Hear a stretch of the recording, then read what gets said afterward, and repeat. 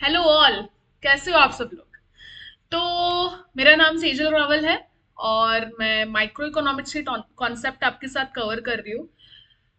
Introduction की जरूरत तो मुझे नहीं है क्योंकि मैं पुरानी वीडियोस में ऑलरेडी अपना इंट्रोडक्शन दे चुकी हूँ, बट आई थॉट ठीक है, जिनको सिर्फ लॉ ऑफ सप्लाई, स्केड्यूल और सिर्फ मूवमेंट ही जानना है, so for those people this is my introduction. And I'm a corporate professional. I cleared my UGC NET examination. I'm pursuing PhD. Teaching is my hobby. I love to teach because I think this is the profession where I can express myself. I can express my skills in a best possible way. I love it. Okay, this is about me. Start करते हैं। आज हम क्या पढ़ने वाले हैं पहले वो डिस्कस करते हैं। तो आज हम सप्लाई का एक छोटा सा पार्ट रह गया था। सप्लाई का एक वीडियो ऑलरेडी अपलोडेड है। ये पार्ट टू है जिसके अंदर हम सप्लाई के कुछ अलग अलग कॉन्सेप्ट डिस्कस करने वाले जो रह गए थे। जैसे एक लॉ ऑफ सप्लाई का कॉन्सेप्ट था, देन सप्लाई स्केड्यूल क्या होता है, सप्लाई का कर्व कैसे बनता है, सप्लाई में कैसे मूवमेंट आता है, कैसे शिफ्ट आता है, तो वो हम इसमें पढ़ने वाले हैं। बट ओवरऑल सप्लाई अगर हम देखें, मीनिंग वगैरह क्या होता है, कौन कौन से डिटर्मिनेंट से सप्लाई के, तो that is already been completed इसके पहले वाली वीडियो में। तो अगर आपको वो सब चीजें देखनी है तो you can go and watch my supply part one video. Okay, now मेरा स्टाइल कुछ अलग है। ठीक है, मैं पीडीएफ से पढ़ाती हूँ बिकॉज मुझे लगता है कि बच्चों को ये बहुत सिंपल लगता है। उन्हें ऐसा लगता है कि हम वो पढ़ रहे हैं जो एक्चुअल में हमारे एग्जाम में पूछा जाता है, और द लैंग्वेज जो हम लिखेंगे और हमें नंबर मिलेंगे वो हमें सिर्फ बुक में मिलती है। And no one can beat the reading of a book. No one can beat, nothing can be beat by your reading. तो मुझे लगता है ये बेस्ट पॉसिबल मैनर है किसी भी चीज को पढ़ने का और पढ़ाने का। This is my style. Okay, okay, चलो। तो हमने पिछले वीडियो में आपको समझाया था कि सप्लाई क्या होता है, कितने टाइप्स का होता है, कौन कौन सी ऐसी चीजें हैं जो सप्लाई को प्रभावित करती है, what are the determinants of supply, ये हम ऑलरेडी पढ़ चुके हैं। आज मैं आपको जो पढ़ाने वाली हूँ बहुत इंटरेस्टिंग टॉपिक है, उसका नाम है लॉ ऑफ सप्लाई। क्या नाम है? Law of supply. ठीक है, देखो क्या है। आज हम पढ़ने वाले हैं लॉ ऑफ सप्लाई। जिन्होंने लॉ ऑफ डिमांड पढ़ा है, इसका पुराना वाला चैप्टर लॉ ऑफ डिमांड, उनको पता होगा कि क्या बात हुई थी लॉ ऑफ डिमांड में अपनी, और अब लॉ ऑफ सप्लाई में हम कैसे उसको रिलेट करने वाले हैं। तो लॉ ऑफ डिमांड में हमने ये समझा था कि प्राइस और डिमांड के बीच में एक इनवर्स रिलेशन होता है। कैसा रिलेशन होता है? इनवर्स रिलेशन होता है। इनवर्स का मतलब होता है उल्टा। क्या होता है? उल्टा। बच्चे यहाँ कंफ्यूज हो जाते हैं, व्हाट इज दिस इनवर्स? तो इनवर्स मतलब होता है उल्टा। उल्टा मतलब बेटा अगर तू इधर जाएगा ना तो मैं इधर जाऊंगा, इसको बोलते हैं उल्टा जाना। मतलब अगर प्राइस बढ़ेगी तो डिमांड कम होगी, अगर प्राइस बढ़ेगी तो डिमांड कम होगी। ये है इनवर्स रिलेशनशिप जो कि हमने लॉ ऑफ डिमांड में पढ़ा। और कोई भी डिमांड कौन करता है? कंज्यूमर। तो ये जो कॉन्सेप्ट है वो हमने पढ़ा था कंज्यूमर के पॉइंट ऑफ व्यू से। किसके पॉइंट ऑफ व्यू से? कंज्यूमर के पॉइंट ऑफ व्यू। अब हम आ गए हैं किसका पॉइंट ऑफ व्यू देखने?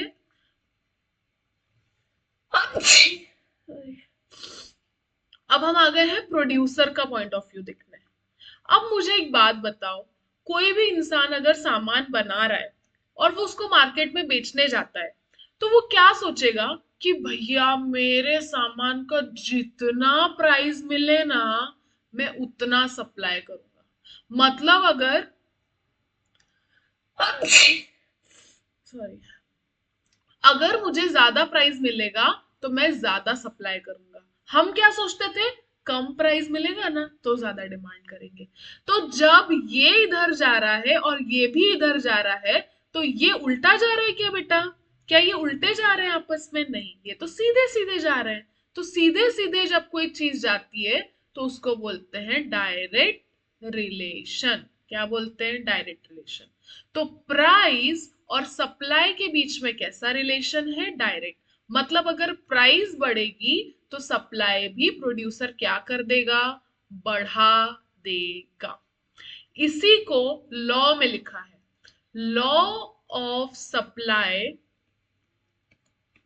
अब मैंने आपको पहले भी ये बात बहुत बार बताई है कि जब भी ये वर्ड लग जाता है ना लॉ, तो इसके बाद हमें वही लिखना पड़ेगा जो अगले ने बोला है। You can not use your own language. जो बच्चे बोलते हैं ना ओन लैंग्वेज में आंसर लिखे क्या, तो लिख सकते हो, बाकी लॉ के आगे वही लिखना पड़ेगा जो उस लॉ में लिखा हुआ है। ये लॉ की एक बहुत इंपॉर्टेंट बात है, ठीक है। तो law of supply, law of supply क्या कहता है, अब वो हमें वही लिखना पड़ेगा जो एक्चुअल लॉ ऑफ सप्लाई कहता है। Law of supply states that, states मतलब बोलना, law of supply states that there is a direct relationship between price and supply made keeping other factor constant। मतलब यहाँ पे अदर फैक्टर, अब other factor मत पूछना क्योंकि वो मैं ऑलरेडी समझा चुकी हूँ। अदर फैक्टर में क्या क्या आ जाता है, रिलेटेड गुड्स, सब्सटीट्यूट गुड्स, फिर टेक्नोलॉजी, गवर्नमेंट पॉलिसी, ये सब अदर में आते हैं। पर जब हम लॉ ऑफ सप्लाई की बात करेंगे तब हम सिर्फ उसके खुद की प्राइस करेंगे, इसलिए हम एक वर्ड लगाएंगे क्वांटिटी सप्लाई। डिमांड में याद आया, डिमांड में याद आया, मैंने एक बात बताई थी, अगर बात कोरी कोरे सप्लाई की हो मतलब अदर फैक्टर्स की बात हो रही है। किसकी बात हो रही है, अदर फैक्टर्स के कारण सप्लाई में चेंज आ रहा है, इसलिए हम बोलते हैं खाली चेंज इन सप्लाई। क्या बोलते हैं, चेंज इन सप्लाई। पर अगर हम बोलते हैं चेंज इन क्वांटिटी सप्लाई, क्या बोलते हैं, चेंज इन क्वांटिटी। ये क्वांटिटी वर्ड लग गया, मतलब ये समझ लेना कि चेंज किसके कारण आया है, प्राइस के कारण।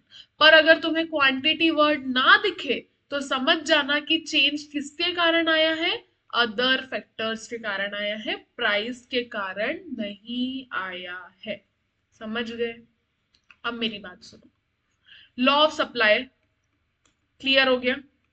अब लॉ ऑफ सप्लाई के कुछ कुछ क्या है, क्या लॉ ऑफ सप्लाई के कुछ कुछ एक्सेप्शन है। क्या है एक्सेप्शन, जहां पर ये लॉ अप्लाई नहीं होता कि प्राइस बढ़ेगी तो मैं अपना सप्लाई बढ़ाऊंगा, ये कहां पर अप्लाई नहीं होता उसको कहते हैं एक्सेप्शन। क्या कहते हैं, एक्सेप्शन। कि भैया सब दूर लॉ ऑफ सप्लाई लागू होगा, कुछ कुछ जगह लागू नहीं होगा। तो वो कौन सी कुछ कुछ जगह है, मेरी बात को ध्यान से सुनो। जैसे कि पेरिशेबल गुड्स, पेरिशेबल मतलब क्या, ऐसे गुड्स जो जल्दी खराब हो जाते हैं, जल्दी खराब हो जाते हैं। जैसे कि केक, हमने केक बनाया है, तो केक हम सोचेंगे कि भैया जल्दी से जल्दी हमको प्राइस मिले और हम बेचें, क्योंकि ज्यादा देर तक अगर आपने केक को रखा है तो वो खराब हो जाएगा। फूड आइटम्स में ये बेस्ट एग्जांपल है, फूड आइटम्स।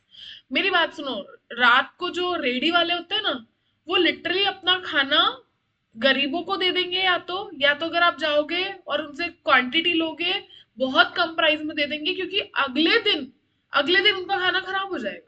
उनके पास बड़े बड़े स्टोरेज नहीं है, फ्रीजर्स नहीं है रखने के लिए, they will just give away. ठीक है, पेरिशेबल गुड्स है।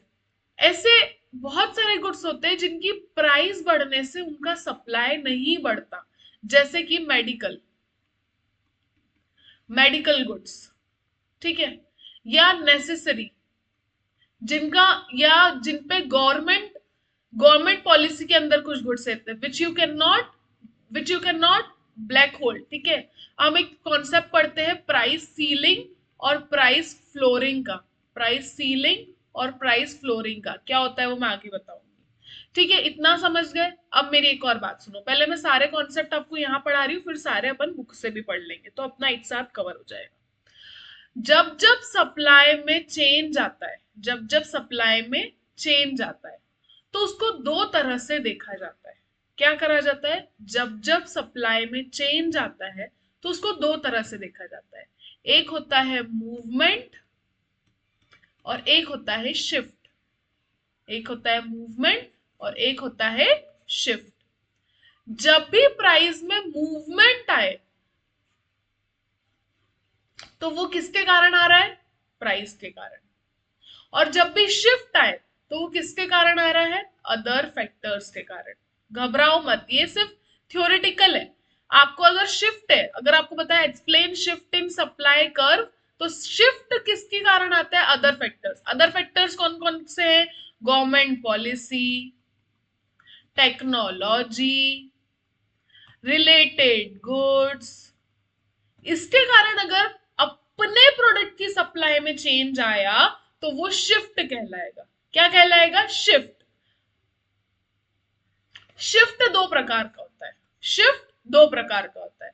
एक होता है राइटवर्ड, एक होता है राइटवर्ड, एक होता है लेफ्टवर्ड।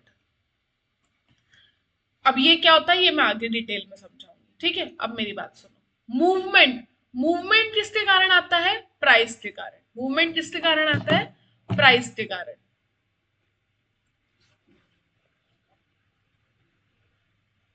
और मूवमेंट कितने टाइप का होता है? Upward, downward.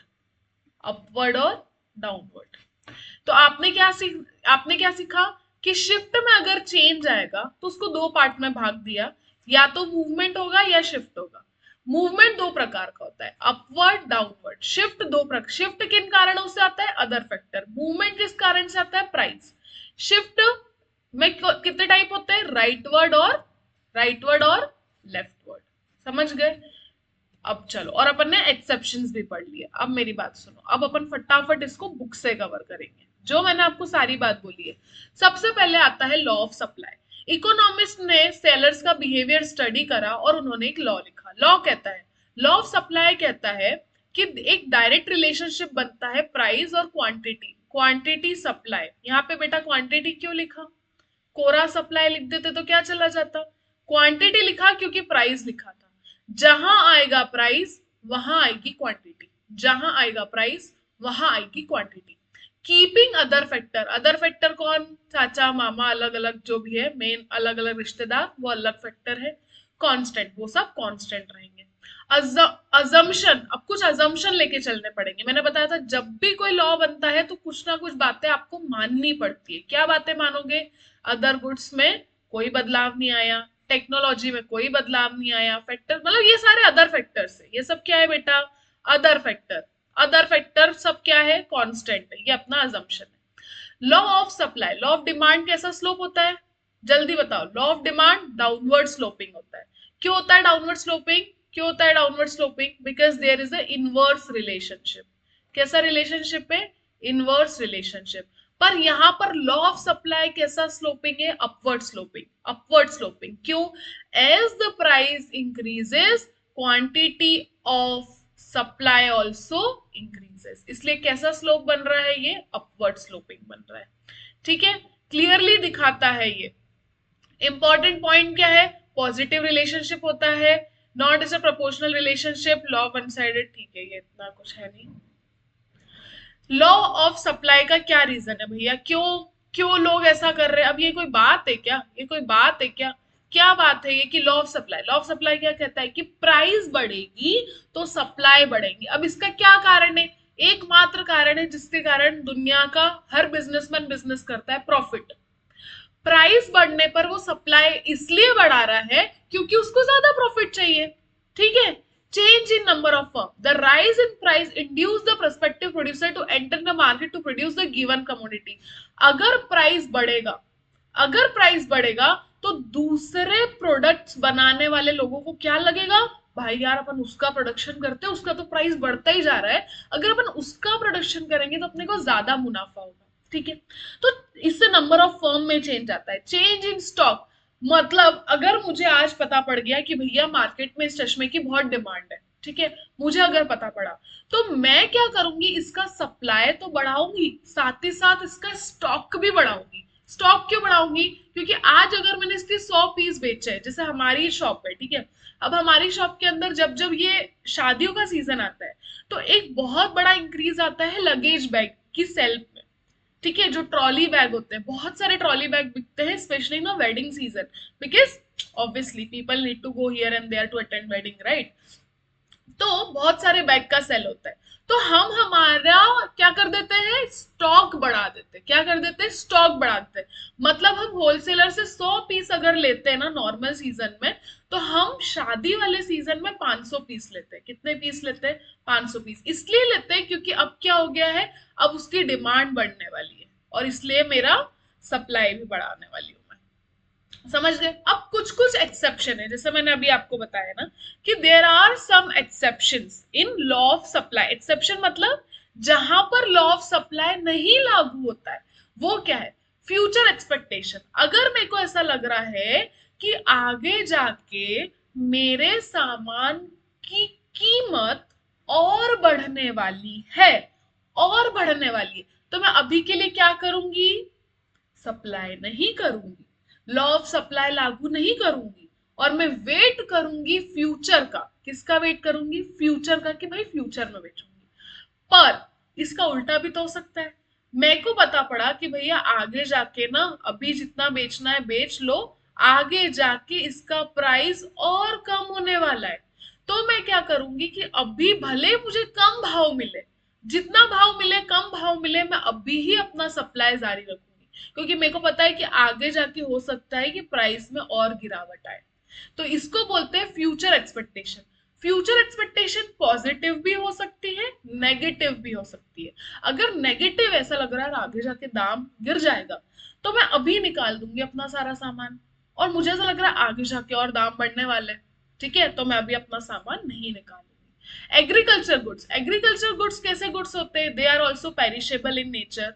Perishable goods, rare article, जैसे पेंटिंग है भैया मोनालिसा की, ओके, पेंटिंग है, रेयर आर्टिकल है, precious article are also outside the scope of law of supply. Backward countries, backward country में लॉ ऑफ सप्लाई क्यों नहीं लगता, ये एक क्वेश्चन बन सकता है कि भैया वहां क्यों नहीं। तो इकोनॉमिकली बैकवर्ड कंट्रीज जो होती है, वहां पे production and supply can not be increase with the rise in price due to shortage of resource. मेरे को एक बात बताओ, कोई कंट्री है जहां पे रिसोर्स कम है, क्या कम है, देर इज लेस रिसोर्स, वहां पर अगर डिमांड बढ़ भी गई तो वो अपना सप्लाई नहीं बढ़ा पाएंगे। इसलिए आज उनको जो कीमत मिल रही है वो उसी कीमत में सप्लाई करना प्रेफर करते हैं। अब आ गया है सप्लाई में चेंज। अब मेरी बात सुनो, यहां पर लिखा है मूवमेंट, तो मूवमेंट किसके कारण आता है, प्राइस के कारण। समझ गए। Movement along the supply curve किसके कारण आता है, क्वांटिटी। जहां आएगा क्वांटिटी वहां आएगी प्राइस। अब देखो मूवमेंट दो टाइप का होता है, सॉरी मैंने अपवर्ड डाउनवर्ड लिखा था, इट्स एक्सपांशन और कॉन्ट्रैक्शन। एक्सपांशन मतलब अपवर्ड मूवमेंट, एक्सपांशन मतलब अपवर्ड मूवमेंट, और कॉन्ट्रैक्शन मतलब डाउनवर्ड। तो जब भी आप सुनोगे एक्सपांशन, मतलब क्या हुआ है, अपवर्ड शिफ्ट हुई है सप्लाई, मतलब there is some change which is positive. Upward movement, downward movement, when price rise quantity supplied also rise and it is known as upward movement. Upward मतलब पॉजिटिव मूवमेंट, अपवर्ड मूवमेंट मतलब positive movement, कि price बढ़ी है और supply भी बढ़ गया है, तो अपवर्ड मूवमेंट एक पॉजिटिव मूवमेंट होता है। डाउनवर्ड मूवमेंट क्या होता है कि प्राइस किसी कारणवश कम हो गई है और सप्लाई भी कम हो गई है, तो क्या होगा, डाउनवर्ड मूवमेंट आएगा, इट इज नेगेटिव मूवमेंट। ठीक है, समझ गए। तो कितने टाइप का होता है, upward movement, downward movement. Upward movement को एक्सपांशन बोलते हैं, डाउनवर्ड मूवमेंट को कॉन्ट्रैक्शन बोलते हैं। अब एक्सपांशन, एक्सपांशन कैसे होगा, ये है हमारा सप्लाई कर्व, ये है हमारा, पहले हम 20 रुपए के दाम में 100 यूनिट बेचते थे, अब हम 25 यूनिट, प्राइस बढ़ गया, प्राइस बढ़ गया, 25 रुपए के दाम में 150 यूनिट बेच रहे हैं। तो ये कैसा कैसा मूवमेंट है, ये अपवर्ड, देख रहे हो अपवर्ड हो गया है ये, पहले ये नीचे था ना बेटा, अब देखो ये ऊपर चला गया, तो ये कैसा मूवमेंट है, अपवर्ड मूवमेंट। कॉन्ट्रैक्शन, कॉन्ट्रैक्शन यानी कम होना। देखो पहले हम 20 रुपए की प्राइस पे 100 यूनिट बेचते थे, तो हमारा कर्व यहां बनता था। अब ये डाउनवर्ड चला गया, देखो पहले ये अपर था ना, अब ये नीचे चला गया ना, हो गया ना डाउनवर्ड, रटने की जरूरत नहीं है, समझने की जरूरत है, ये हो गया डाउनवर्ड। अब प्राइस कम हो गई है, उसके कारण सप्लाई भी कम हो गया है, तो अब हम 15 रुपए की प्राइस पे सिर्फ कितना बेचते हैं, 70 का ही माल बेचते हैं, ठीक है, 70 क्वांटिटी का माल बेचते हैं। अब शिफ्ट, जहां आएगा शिफ्ट वहां क्या आएगा, अदर फैक्टर्स, क्या आएगा वहां पे, अदर फैक्टर्स।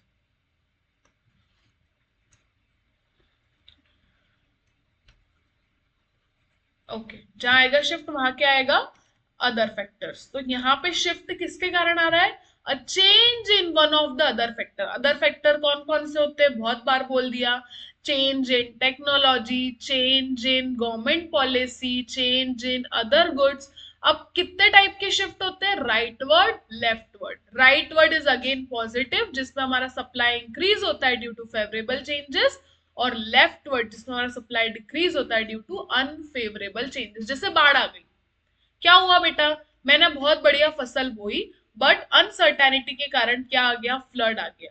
तो फ्लड का प्राइस से कोई रिश्ता नहीं है, तो फ्लड कौन सा हो गया, सबसे पहली बात तो अदर फैक्टर हो गया। अदर फैक्टर में भी फ्लड एक नेगेटिव बात है, तो नेगेटिव बात के कारण कैसा शिफ्ट आएगा सप्लाई में, लेफ्टवर्ड शिफ्ट, और हमारी सप्लाई क्या होगी, डिक्रीज हो जाएगी। तो जब सप्लाई इंक्रीज होती है तो कैसा शिफ्ट आता है, कैसा शिफ्ट आता है, अपवर्ड, कैसा शिफ्ट आता है, अपवर्ड। और जब हमारी सप्लाई डिक्रीज होती है तो कैसा शिफ्ट आता है, डाउनवर्ड। समझ गए, यह है मूवमेंट, मूवमेंट और यह है शिफ्ट। मूवमेंट किसके कारण होता है, प्राइस के कारण। शिफ्ट किसके कारण होता है, एनी अदर फैक्टर्स के कारण, ठीक है। मूवमेंट को दो पार्ट में बांटा, एक्सपांशन, कॉन्ट्रैक्शन। शिफ्ट को दो पार्ट में बांटा, राइटवर्ड, लेफ्टवर्ड, ठीक है। हो गया ये आपका चैप्टर यहाँ पर फिनिश। अब ये एक है इलास्टिसिटी रह गया है, इसी के अंदर एक्चुअली उन्होंने इलास्टिसिटी भी एक्सप्लेन कर दिया है। अब इसमें अदर अदर फैक्टर्स के कारण आपको चेंजेस बताएं, वो आप खुद समझ लेना। Elasticity will do in next video. समझ में आया, जैसा भी अगर आपको समझ में आ रहा है, द वे मुझे मैं एक्सप्लेन कर रही हूँ आपको कैसा लग रहा है, you can please put down your comment so that मुझे पता लगे। And stay connected for more videos. Thank you so much. Share करो, लाइक करो, कमेंट करो, मोटिवेट करो। So today I am really feeling little unwell, मुझे थोड़ा सा I am under weather, but still I am trying to make videos for you, because मैं चाहती हूँ मैं बहुत जल्दी जल्दी माइक्रो खत्म करूँ, क्योंकि मुझे मैक्रो पे भी जाना है, फिर मुझे 12th भी कवर करना है, so I have lot to do. Thank you.